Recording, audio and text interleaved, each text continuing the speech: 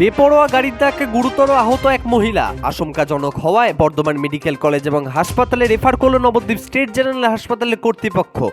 গাড়ির ধাক্কায় গুরুতর জখম ওই মহিলার নাম পুষ্পরানী দেবনাথ, বয়স আনুমানিক 55 বছর।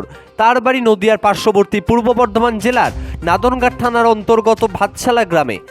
ঘটনার জেরে এলাকায় ছড়িয়ে পড়েছে তীব্র চাঞ্চল্য। স্থানীয় পরিবার সূত্রে জানতে পারা যায়, জখম মহিলার সোমবার দুপুরে ভাতশালা বাড়ি থেকে বেরিয়েছিলেন ব্যাংকে যাওয়ার জন্য।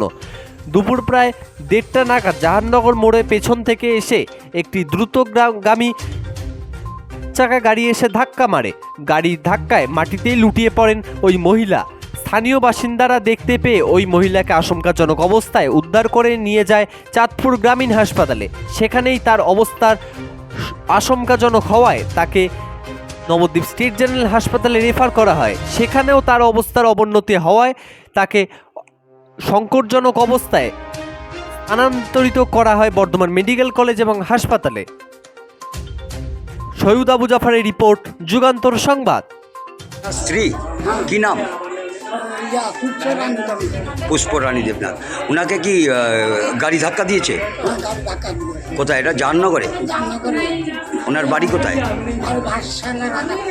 আচ্ছা, ওটা কি নাদনঘাট থানা? আপনি স্বামী? আপনার নাম? আমার নাম রাখাল। আচ্ছা।